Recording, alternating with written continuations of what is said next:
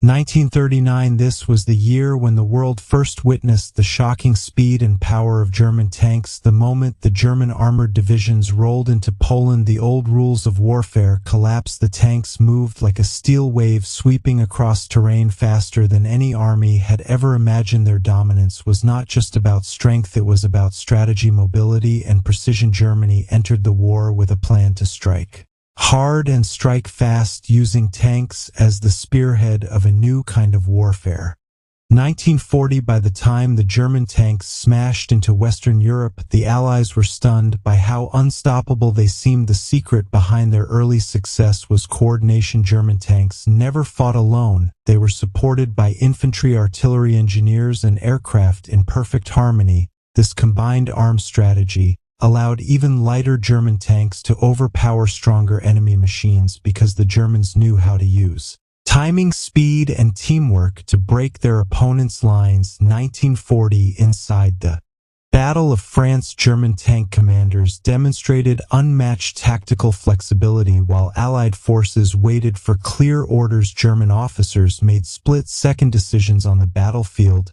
They adapted to terrain, weather, and enemy movements without hesitation. This freedom of action gave German tanks an edge. They moved quickly, exploited weaknesses, and outmaneuvered larger, but slower Allied formations. The result was a rapid collapse of French defenses and the fall of France in just 6 weeks.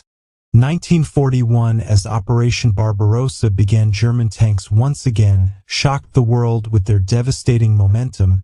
They stormed into the Soviet Union, covering huge distances in record time. Their early advantage came from superior communication. Every German tank was equipped with a radio, something many Soviet tanks lacked. This meant German units could coordinate ambushes, flank attacks, and breakthroughs with incredible speed. Their ability to communicate transformed warfare, turning every tank crew into part of a fast-moving, deadly machine. 1941. Early victories on the Eastern Front showed how German tank doctrine outclassed enemy tactics. The Germans believed that tanks should move constantly, pushing deep into enemy territory to cause confusion and collapse. They avoided slow frontal assaults. Instead, they looked for weak spots and attacked from unexpected angles. Even when facing larger Soviet forces, the early German tank units used skill, agility, and discipline to dominate the battlefield. 1942.